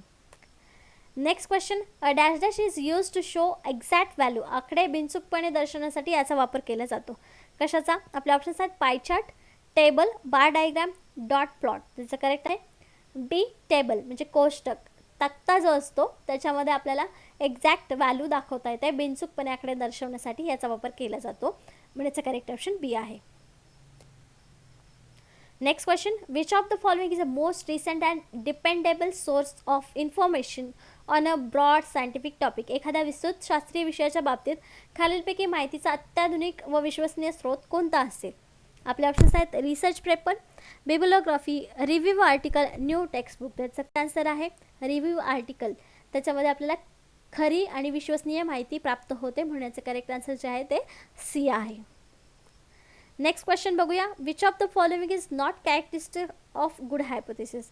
खालीलपैकी कोणते चांगल्या परिकल्पनेचे गृहीतकाचे वैशिष्ट्य नाही? आपले ऑप्शन्स आहेत टेस्टेबिलिटी, ऑब्जेक्टिव्हिटी, कॉम्प्लेक्सिटी आणि कन्सेप्च्युअल क्लॅरिटी. त्याचं करेक्ट आहे सी सोपं उत्तर आहे, कारण बाकीच्या गोष्टी आहेत त्या आपल्याला परिकल्पनेमध्ये असतील तरच आपला रिसर्च चांगला होईल, म्हणण्याचं करेक्ट आन्सर जे आहे ते आहे सी कॉम्प्लेक्सिटी. गुंतागुंत याच्यामध्ये असेल तर रिसर्च चांगला होणार नाही. Next question, the mean and medium of a frequency distribution are 20 and 22 respectively, then the mode of distribution will be. जर वारंवारिता वितरणाचे मध्यमान आणि 22 आणि मध्यान अनुक्रमे 20 व 22 असतील तर त्या वितरणाचे बहुलक किती असेल, असा आपला प्रश्न आहे. त्याचं करेक्ट ऑप्शन्स आहेत 21, 16, 26, 11. करेक्ट आन्सर 26 आहे. ते कसं आलं आपण बघूया. As per the question mean 20, median 22 हे आपल्याला दिलेलं आहे. मग आपल्याला मोड काढायचं आहे. तर मोड काढण्यासाठी हा आपल्याला फॉर्म्युला दिलेला आहे 3 × मीडियन मायनस 2 × मीन. तर त्या फॉर्म्युल्यानुसार जर आपण कॅल्क्युलेशन केलं तर त्याचा ऑप्शन जे करेक्ट आन्सर जे येतं ते 26 येतं. म्हणजे आपलं ऑप्शन 26 जे होतं ते करेक्ट आन्सर होतं. नेक्स्ट क्वेश्चन बघूया, using someone else research without due acknowledgement is called as. दुसऱ्याचे संशोधन आवश्यकते श्रेय न देता वापरणे यास काय म्हणतात? आपले ऑप्शन्स आहेत कॉपीराईट, प्लॅगरिझम, पब्लिकेशन, पेटंट. कुठलाही श्रेय न देता वापरतो त्याला प्लॅगरिझम म्हणजे वाङ्मय चोरी असं म्हणतात. म्हणजे वाङ्मयाची चोरी, साहित्याची चोरी असं याला म्हणतात. म्हणजे याचं करेक्ट ऑप्शन बी आहे plagiarism. Next question, experimental research RM2 प्रायोगिक संशोधनाचा हेतू हा असतो. काय असतं? ऑप्शन्स आहेत इस्टॅब्लिश असोसिएशन बिटवीन व्हेरिएबल्स, चलांमधील संबंध प्रस्थापित करणे, डिस्क्राईब व्हेरिएबल्स चलांचे वर्णन करणे, study the application of theory सिद्धांताच्या उपाययोजनेचा अभ्यास करणे, स्टडी ट्रेंड ॲनालिसिस प्रघात विश्लेषणाचा अभ्यास करणे. त्याचं कर्सर आहे ए इस्टॅब्लिश असोसिएशन बिटवीन व्हेरिएबल्स. प्रायोगिक संशोधन जिथे येतं तिथे कंट्रोल हा वर्ड किंवा व्हेरिएबल हा वर्ड नेहमी असतो. म्हणून याचं करेक्ट आन्सर जे आहे ते a establish association between variables. चलांमधील संबंध प्रस्थापित करण्यासाठी प्रायोगिक संशोधनाचा हेतू मेन असतो. Next question, limitations laid down by the researchers are called as. संशोधकाने घालून दिलेल्या मर्यादांना डॅश डॅश म्हणतात. काय म्हणतात? आपले ऑप्शन्स आहेत ऑब्जेक्टिव्स, डिलिमिटेशन्स, अझम्पशन्स, हायपोथेसिस. ऑप्शन आहे सी अझम्पशन्स, गृहीतक. म्हणजे जी गृहीतकं दिलेली आहेत की या परिस्थितीमध्येच आपलं संशोधन किंवा आपलं जे रूल आहे तो लागू होईल, यालाच आपण गृहीतक अझम्पशन्स असं म्हणू शकतो. म्हणजे करेक्ट ऑप्शन सी आहे. Next question, researchers uses data of an earlier research paper and publishes a new research paper. This is dash dash. एक संशोधक पूर्वीच्या संशोधन लेखातील माहिती वापरून नवीन संशोधन लेख लिहितो. हे डॅश डॅश आहे. तर आपल्याला सेटमध्ये एक्झाममध्ये हा क्वेश्चन आला होता, आपण कन्फ्यूज झालो तर काय आन्सर द्यायचं याचा. आपले ऑप्शन्स आहेत इथिकल, अनइथिकल, परमिसेबल, प्रॉपर. तर इथे जर आपल्याला दिलं असेल की पूर्वीच्या संशोधन लेखातील माहिती वापरून संशोधन लिहितो ते इथिकल आहे, पण जर ती कुठलीही माहिती न देता त्याचं क्रेडिट त्याला न देता असं जर इथं मेन्शन केलं असतं तर ते अनैतिक म्हणजे अनइथिकल झालं असतं. पण इथे त्याचं सर काय आहे? परमिसेबल आहे, मान्य आहे. हे जे काय आहे ते मान्य आहे, कारण इथे कुठंच उल्लेख केलेला नाही की त्याला त्याचं श्रेय न देता. पण जेव्हा संशोधन करतो तेव्हा आपण त्याला श्रेय देत असतो, ते बिब्लियोग्राफी रेफरन्समध्ये ते मांडत असतो. म्हणजे करेक्ट ऑप्शन सी आहे, परमिसेबल आहे, मान्य आहे. Next question, what is synopsis of research project. संशोधन प्रकल्प सारांश म्हणजे काय? तर सारांश म्हणजे संशोधन प्रकल्पातला सारांश म्हणजे काय हे आपल्याला सांगायचं आहे. It is a blue print of research. हा संशोधनाचा ब्ल्यू प्रिंट आहे. It consist of plan of research. यात संशोधनाच्या योजनेचा समावेश आहे. It is the summary of findings of research. हा संशोधनाच्या निष्कर्षाचा सारांश आहे. नन ऑफ द अबव वरीलपैकी काहीही नाही. त्याचे आन्सर आहे it is the summary of findings of research. संशोधनाच्या निष्कर्षांचा सारांश आहे. तर सिनॉप्सिस हा सारांश आहे निष्कर्षांचा जे आपल्याला मिळालेले आहेत रिसर्च केल्यानंतर. म्हणजे करेक्ट ऑप्शन सी आलेला आहे. Next question, which of the following prepositions is not true about research. पुढीलपैकी कोणते प्रस्ताव संशोधनाबाबत खरे नाहीत. संशोधन प्रस्तावाबाबत खरे नाहीत. आपल्याला प्रश्न नेहमी नीट वाचायचा आहे, खरे आहे किंवा खरे नाही हे सांगायचं. आपल्याला इथे खरे नाही विचारलेलं आहे. आपले ऑप्शन्स आहेत it improves the quality of teaching. यामुळे अध्यापनाची गुणवत्ता वाढते, सुधारते. इट इज जॉयफुल, तो आनंददायक आहे. It leads to finding solutions, त्यात तोडगा शोधतो. It contributes to social progress of country, हे एखाद्या देशाच्या सामाजिक प्रगतीमध्ये योगदान देते. तर ऑप्शन्सपैकी बघायला गेलं तर सगळेच ऑप्शन बरे आहेत, पण खरं नाही ते म्हणजे बी इट इज जॉयफुल, तो आनंददायक आहे. तो आनंददायक नाही असंही म्हणू शकत नाही. ज्याला त्याच्यामध्ये इंटरेस्ट आहे तो जॉयफुल त्याला वाटेल, पण बाकीचे 3 ऑप्शन बघता हे बी ऑप्शन जे आहे ते त्याच्याबद्दल खरं नाही आहे, म्हणून इथं करेक्ट ऑप्शन बी आलेला आहे. Next question, what is the main role of research in education. शिक्षणात संशोधनाची मुख्य भूमिका काय आहे. आपले ऑप्शन्स आहेत to upsurge the one's social status, एखाद्याची सामाजिक स्थिती उंचावणे. To increase one's job prospect, एखाद्याच्या नोकरीच्या संधी वाढवणे. To augment one's personal growth, एखाद्याची वैयक्तिक विकास वाढवणे. To help an applicant in becoming a renowned educationalist, अर्जदारास प्रख्यात शिक्षण तज्ज्ञ होण्यास मदत करणे. ऑप्शन्सपैकी करेक्ट ऑप्शन, अगदी करेक्ट ऑप्शन कुठलं वाटतं आपल्याला, तर D to help an applicant in becoming renowned education. तर याचं करेक्ट ऑप्शन डी आहे, कारण बाकीच्यापेक्षा हे करेक्ट ऑप्शन जे आहे ते आपल्याला व्हॅलिड वाटतं आहे, जास्त इथिकल किंवा जास्त परफेक्ट वाटतं, म्हणून डी ऑप्शन करेक्ट आहे. Next question, which of the following features are consider as critical in qualitative research. गुणात्मक संशोधनात खालीलपैकी कोणती वैशिष्ट्ये गंभीर मानली जातात किंवा महत्त्वाची मानली जातात. आपले ऑप्शन्स आहेत collecting data with the help of standardised research tools. Design sampling with probability sampling techniques. Collecting data with bottom up empirical evidence, तळ टोक अनुभवजन्य पुराव्यासाठी डेटा करणे. Gathering data with top down systematic evidence. त्याचं correct answer जे आहे C collecting data with bottom up empirical evidence. तर गुणात्मक क्वालिटेटिव्ह रिसर्चमध्ये आपल्याला एकदम तळापासून ते पूर्ण टोकापर्यंतची माहिती पुराव्यासह डेटा गोळा करावा लागतो, तेव्हाच ते एक व्हॅलिड ऑब्जेक्टिव्ह प्रकारचं रिसर्च तयार होतं. म्हणजे करेक्ट ऑप्शन सी आहे. Next question, how is random samplings helpful? यादृच्छिक सॅम्पलिंग कसे उपयुक्त आहे? रिजनेबली ॲक्युरेट, अगदी अचूक. And economical method of data collection, data संकलनाची एक आर्थिक पद्धत आहे. फ्री फ्रॉम पर्सनल बायस, वैयक्तिक पक्षपातीपासून मुक्त आहे. The all of the above. त्याचं करेक्ट आहे ऑल ऑफ दी अबोव, कारण ते अगदी अचूक असतं. तसंच एक इकॉनॉमिकल म्हणजे कमी खर्चिक ही पद्धत आहे. तसंच पक्षपातीपासून मुक्त असतं, म्हणायचं करेक्ट ऑप्शन डी आलेलं आहे. सगळेच ऑप्शन बरोबर आहेत. Next question, in order to pursue the research which of the following is priorly required? संशोधन अभ्यास करण्यासाठी खालीलपैकी कशाची पूर्वावश्यकता असते? आपले ऑप्शन्स आहेत डेव्हलपिंग अ रिसर्च डिझाईन, संशोधन डिझाईन विकसित करणे. फॉर्मेटिंग अ रिसर्च क्वेश्चन, संशोधन प्रश्न तयार करणे. Deciding about the data analysis procedure, data विश्लेषण प्रक्रियेबद्दल निर्णय घेणे. फॉर्म्युलेटिंग अ रिसर्च हायपोथेसिस, संशोधन गृहीतक बनवणे. तर सगळ्यात पहिले आपल्याला काय करावं लागतं, तर रिसर्च प्रश्न शोधावा लागतो, समस्या शोधावं लागते, फॉर्म्युलेट करावं लागतं क्वेश्चन. तर म्हणून याचं कारण आहे B, formatting a research question is a first step of research.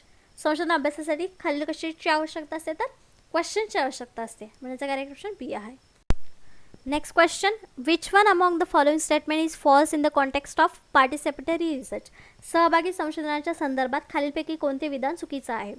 Options आहेत it recognise knowledge as a power, हे ज्ञानाला सामर्थ्य म्हणून ओळखते. It is a collective process of enquiry, ही चौकशीची सामूहिक प्रक्रिया आहे. It emphasises people as a expert, हे तज्ज्ञ म्हणून लोकांवर भर देते. Its sole purpose is production of knowledge, त्याचा एकमात्र उद्देश ज्ञानाची निर्मिती आहे. त्यातलं कोणतं खरं चुकीचं आहे आपल्याला विचारलेलं आहे, तर ते पहिला ऑप्शन बरोबर आहे, दुसरं बरोबर आहे, तिसरं बरोबर आहे, पण चौथा जे ऑप्शन आहे त्याचा एकमात्र उद्देश म्हटलेला आहे.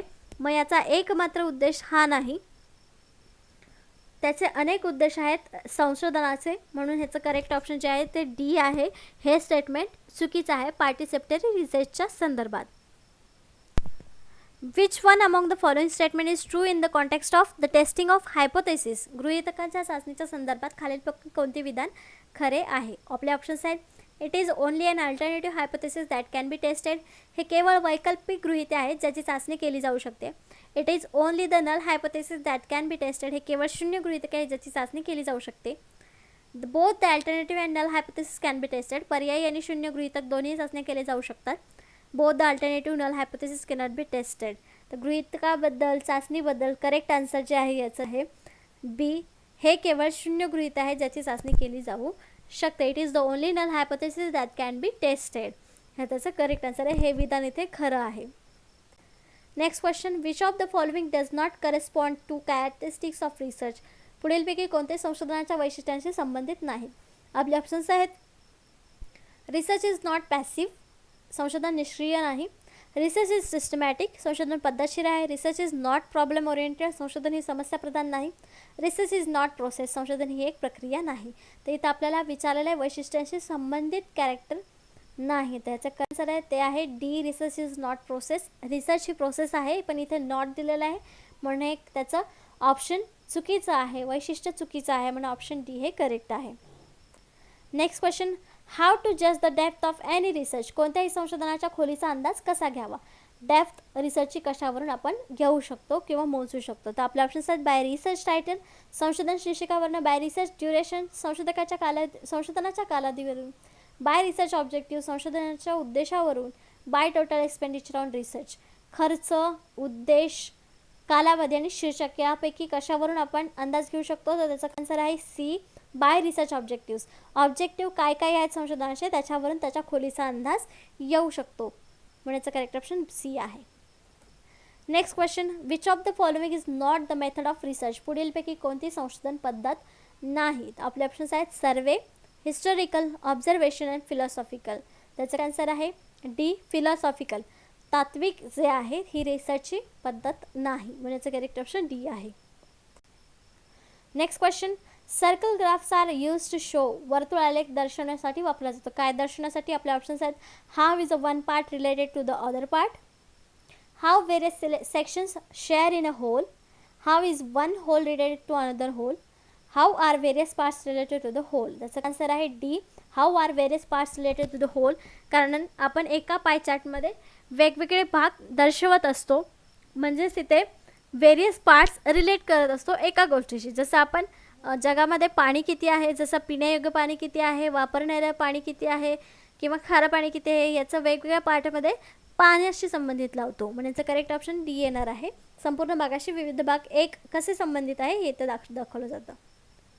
Next question, qualitative content analysis done more in which research. गुणात्मक स्वरूपाचे आशय विश्लेषण अधिकतर कोणत्या संशोधनात केलं जातं. आपले ऑप्शन्स आहेत नॅचरल सायन्सेस, नैसर्गिकशास्त्र, सोशल सायन्सेस, सामाजिक शास्त्र, हिस्ट्री, झुओलॉजिकल, प्राणीशास्त्र. तर आन्सर आहे बी सोशल सायन्स. सोशल सायन्समध्ये हे बाकीचे पण सब्जेक्ट येतात, म्हणून इथं करेक्ट आन्सर जे आहे ते बी आहे. सोशल सायन्सेस, सामाजिक शास्त्रामध्ये गुणात्मक प्रकारचं संशोधन जास्त प्रमाणात केलं जातं. Next question, dash dash generalization of research findings was expected by the world. संशोधन निष्कर्षाचे सामान्यीकरण जग मान्य करते. कोणत्या प्रकारच्या संशोधनाचं निष्कर्षाचं सामान्यीकरण जग मान्य करतात. आपले ऑप्शन्स आहेत ॲक्शन कृती, अप्लाइड उपयोजित, बेसिक म्हणजे मूलभूत, कोरिलेशन म्हणजे सहसंबंध. करेक्ट आन्सर आहे बेसिक मूलभूत. जसं न्यूटनचा जो लॉ आहे तो बेसिक रूल आहे, जो सगळ्यांनी जगमान्य केलेला आहे. जे संशोधन न्यूटननी केलं ते जगमान्य आहे, म्हणजे तर करेक्ट ऑप्शन सी आहे. बेसिक मूलभूत संशोधन जे आहे त्याचे निष्कर्ष जे आहेत ते जगमान्य असतात. नेक्स्ट, आत्ताच आपण प्रश्नामध्ये बघितलं Newton's law of gravity is an example of research. कोणत्या प्रकारचा गुरुत्वाकर्षणाचा नियम हा कोणत्या प्रकारचा संशोधनाचं उदाहरण आहे. ऑप्शन्स आहेत बेसिक, अप्लाइड, ॲक्शन आणि हिस्टोरिकल. तर करेक्ट आपल्याला माहिती आहे बी बेसिक मूलभूत. मागच्याच प्रश्नामध्ये आपण बघितलं बेसिक मूलभूत संशोधन म्हणजे जगमान्य असतं. जसं आपल्याला माहिती आहे न्यूटनचा लॉ ऑफ ग्रॅव्हिटी जो आहे तो जगमान्य आहे, म्हणून तो एक बेसिक लॉ आहे, बेसिक रिसर्च आहे. Next question, research in India at present lacks any of the following. सध्याच्या काळात भारतातील संशोधनात खालीलपैकी कशाची कमतरता आहे. संशोधनामध्ये कुठली कमतरता सध्याच्या काळात आहे आपल्याला सांगायचं. आपल्या ऑप्शन्स आहेत ॲक्शन रिसर्च, कृती संशोधन, अप्लाइड रिसर्च, उपयोजित संशोधन, बेसिक रिसर्च म्हणजे मूलभूत संशोधन, हिस्टॉरिकल रिसर्च म्हणजे ऐतिहासिक संशोधन. तर कसं आहे बेसिक रिसर्च बरोबर आहे, जे आपल्याकडे अवेलेबल आहे त्याच्यावरतीच आता खरे तर पुढचे शोध लागत आहेत. बेसिक संशोधनात बेसिक म्हणजे मूलभूत संशोधनामध्ये कमतरता आहे भारतामध्ये असं आपण म्हणू शकतो. Next question, dash dash the use of research is everlasting. Dash dash संशोधनाचा उपयोग सर्वकालीन असतो. कुठल्या प्रकारच्या संशोधनाचा उपयोग सर्वकालीन असतो याचा आन्सर तर आता तुम्हाला आलंच पाहिजे. आपले ऑप्शन्स आहेत basic, applied, action, all of the above. याचा आन्सर आहे बेसिक. मूलभूत संशोधनाचा उपयोग हा सर्वकालीन असतो. Next question, dash dash research has made human life easy in a real sense. संशोधनामुळे मानवी जीवन खऱ्या अर्थाने सुखर झाले आहे. कोणत्या प्रकारच्या संशोधनामुळे मानवी जीवन सुखर झालेले आहे. आपले ऑप्शन्स आहेत बेसिक, अप्लाइड, ॲक्शन आणि सर्वे. करेक्ट आन्सर आहे अप्लाइड उपयोजित. कारण हे या प्रकारचं संशोधन जे आहे ते मानवाला नवीन नवीन शोध लावण्यासाठी, म्हणजे शेतीमध्ये आपण जे धान्य उगवतो त्याच्यावर रिसर्च केला ते अप्लाइड रिसर्च होतं, उपयोजित संशोधन होतं. त्यामुळे नवीन नवीन माणसाला शोध लागत गेले आणि त्याच्या जीवनामध्ये नवीन नवीन गोष्टी ॲड होत झाल्या, सुकर होत झालं जीवन. त्यामुळे म्हणजे याचं करेक्ट आन्सर बी आहे अप्लाइड उपयोजित. Applied research has made human life easier in a real sense. Next question, dash dash research generalization findings is considered limited. dash dash संशोधन निष्कर्षाचे सामान्यीकरण मर्यादित मानले जाते. कोणत्या प्रकारचं संशोधन जे आहे ते मर्यादित मानले जाते. ऑप्शन्स आहेत कृती, ॲक्शन, अप्लाइड उपयोजित, बेसिक, मूलभूत, सर्वे म्हणजे सर्वेक्षण. करेक्ट आन्सर आहे ॲक्शन. कृती संशोधन जे आहे त्याचं सामान्यीकरण मर्यादित मानलं जातं. त्याला लिमिट्स असतात, लिमिटेड त्याची मर्यादा असते असं आपण म्हणू शकतो. Next question, theory formation is the dash dash goal of research. सिद्धांत निर्मिती डॅश डॅश संशोधनाचे ध्येय आहे. कोणत्या. आपले ऑप्शन्स आहेत basic, applied, experimental and action. त्याचं करेक्ट आन्सर आहे बेसिक मूलभूत. एक बरोबर आहे. वेगवेगळे सिद्धांत फॉर्म होतात जेव्हा आपण नवीन शोध लावतो, बेसिक शोध लावतो, त्याच्यामध्ये सिद्धांत निर्मिती होत असते, म्हणून याचं करेक्ट आन्सर ए आहे. Next question, dash dash research is extensive. Dash dash संशोधन व्यापक स्वरूपाचे असते. कोणत्या प्रकारचे संशोधन हे व्यापक स्वरूपाचे असते. आपण बघतोय की ऑप्शन्स वेगवेगळे सेम येत आहेत पण प्रश्न किती वेगवेगळे येतात असंही आपल्या एक्झाममध्ये होऊ शकतं, म्हणून आपण अशा प्रकारचे प्रश्न घेतले आहेत की ऑप्शन्स सेम आहेत पण त्याचे प्रश्न वेगळे वेगळे आहेत. Dash dash research is extensive. Dash dash संशोधन व्यापक स्वरूपाचं असतं. आपले ऑप्शन्स आहेत बेसिक, अप्लाइड, ॲक्शन आणि हिस्टॉरिकल. तर कसं आहे बेसिक. मूलभूत प्रकारचं जे रिसर्च आहे ते व्यापक स्वरूपाचं असतं. जसं आपण बघितलं की न्यूटनचा लॉ जगमान्य आहे, व्यापक आहे, म्हणजे करेक्ट आन्सर ए आहे. Next question, the study problem facing Dinesh could be the subject of research. दिनेशला भेडसावणाऱ्या अध्ययन समस्या हा टिंबटिंब संशोधनाचा विषय होऊ शकतो. कोणते आपले ऑप्शन्स आहेत? Action, applied, experimental, basic. Option correct आहे ॲक्शन म्हणजे कृती समस्या, कारण ही एक समस्या आहे, त्याला सोडवण्यासाठी तत्काळ आपल्याला ॲक्शन घ्यावे लागेल, संशोधन त्याच्यावर करावं लागेल, म्हणून हा ॲक्शन रिसर्चचा विषय होऊ शकतो. Next question, which of the following approaches should be prominent in getting a research degree? संशोधनात्मक पदवी मिळवणे यामध्ये खालीलपैकी कोणता दृष्टिकोन प्रमुख असावा? म्हणजे संशोधन पदवी मिळवणं यामध्ये काय हेतू असावा तुमचा, हे प्रश्न आहे. आपले ऑप्शन्स आहेत पोझिशन, रेप्युटेशन, स्थान, प्रतिष्ठा, रिस्पेक्ट म्हणजे आदर, मनी पैसे, रिसर्च विजन. त्याचं करेक्ट आहे डी, ऑब्वियस आहे. रिसर्च विजन असण्यासाठी आपण संशोधन करतो किंवा संशोधन पदवी आपल्याला मिळायला पाहिजे, हा आपला प्रमुख दृष्टिकोन असावा, म्हणण्याचं करेक्ट ऑप्शन डी आहे. Next question, the contribution of India's 5-year plans in field of agriculture is a subject of dash dash research. संशोधनातील पंचवार्षिक योजनांची कृषी क्षेत्रातील योगदान हा डॅश डॅश संशोधन पद्धतीचा विषय आहे. कोणत्या प्रकारचा? आपले ऑप्शन्स आहेत historical, applied, survey and historical and experimental. Correct answer आहे सर्वे अँड हिस्टॉरिकल, कारण आधी झालेली घटना आहे, पंचवार्षिक योजना ज्या आधी झालेल्या आहेत त्यांचा अभ्यास करायचा म्हणून ती हिस्टॉरिकल आहे, पण त्यांचा सर्वे पण करायचा आहे की कुठल्या वर्षी किती काय झालं होतं याबद्दल सर्वे पण करायचा, म्हणून हे सर्वे पण असणार आहे, म्हणायचं करेक्ट ऑप्शन सी आहे.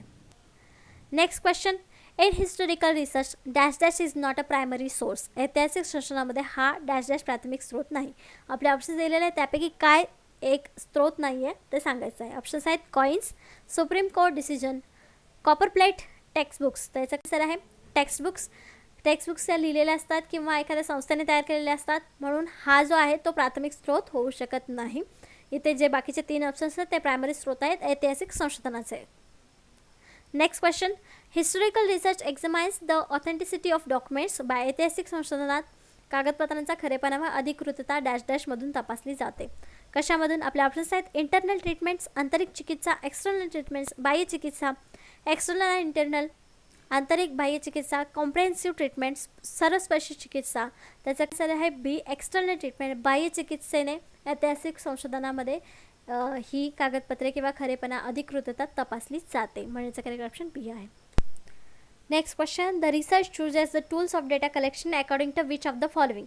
संशोधक माहिती संकलनाची साधने खालीलपैकी कशावरून अनुसरून निवडतो? आपले ऑप्शन्स आहेत research opinion, guiding feedback, research objectives, research hypothesis. त्याचं करेक्ट आहे सी, रिसर्च ऑब्जेक्टिव्ह. संशोधनाची उद्दिष्ट असतात त्याच्यावरून आपण टूल्स, डेटा कलेक्शनचे पद्धती निवडत असतो, म्हणण्याचं करेक्ट ऑप्शन जे आहे ते आहे C. Next question, getting information from a person who is not direct witness to the incidents is a source of dash dash historical research. घटनेस प्रत्यक्ष साक्षी नसलेल्या व्यक्तीने साक्षी असलेल्या व्यक्तीकडून माहिती मिळवणे हा ऐतिहासिक संशोधनाचा डॅश डॅश स्रोत आहे. कसा स्रोत आहे? आपले ऑप्शन्स आहेत प्रायमरी, सेकंडरी आणि सर्टिफाईड. त्याचं करेक्ट आहे ते आहे सेकंडरी, कारण तो प्रत्यक्ष डायरेक्ट विटनेस नाही आहे, त्याने कोणाकडून तरी ऐकलं आहे, त्याच्यानंतर ती माहिती आपल्याला मिळते, म्हणजे तो secondary source of data collection आहे. त्याचं करेक्ट आन्सर बी आहे. Next question, carbon 14 method is related to the historical research by. Carbon 14 या पद्धतीने ऐतिहासिक संशोधनात डॅश डॅश मीमांसेशी संबंधित आहे. कशाशी? ऑप्शन्स आहेत external, internal, interior and exterior, all of the above. त्याचा आन्सर आहे एक्सटर्नल, बाह्य. त्याच्यावरून कार्बन 14 या पद्धतीने आपण किती वर्षापूर्वीच्या गोष्टी आहेत ते शोध लावू शकतो किंवा त्याचा अभ्यास केला जाऊ शकतो, म्हणण्याचं करेक्ट आन्सर ए आहे. Next question, which of the following terms can explain the nature of historical research. खालीलपैकी कोणत्या संज्ञेद्वारा ऐतिहासिक संशोधनाचे स्वरूप स्पष्ट करता येईल?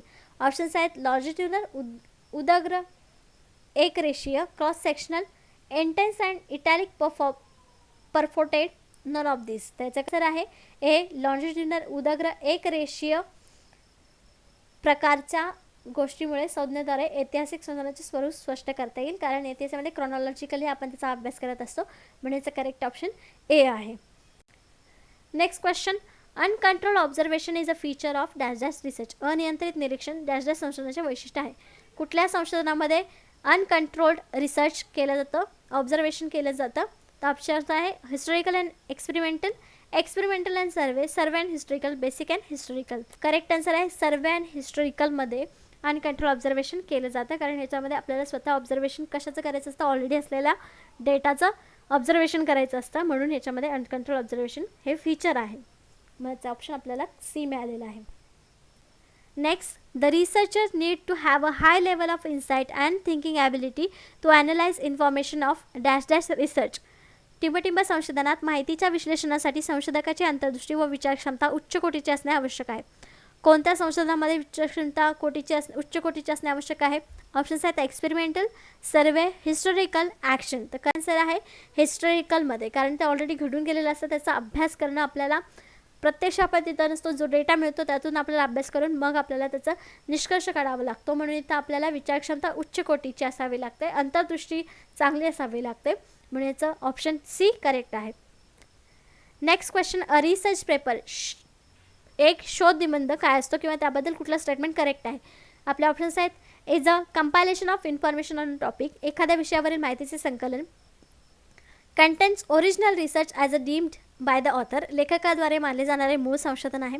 Contents peer review original research or evolution of research conducted by the authors, can be publish in a more than one journal. त्याचं कसं जे आहे ते आहे C, contents peer reviewed original research or evaluation of research conducted by the authors, पुनरावलोकन केलेले मूळ संशोधन किंवा इतरांनी केलेल्या संशोधनाचे मूल्यांकन समाविष्ट असतं रिसर्च पेपरमध्ये, म्हणण्याचं करेक्ट ऑप्शन सी आहे.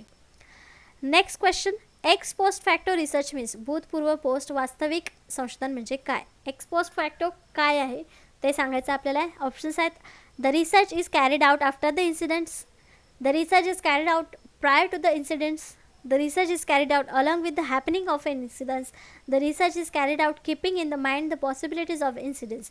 ऑप्शन्स असे दिलेले आहेत आपल्याला की घटना घडून गेल्यानंतर करतात, की घटना घडायच्या आधी करतात, की घटना घडते आहे आणि त्यासोबतच हे रिसर्च केलं जातं.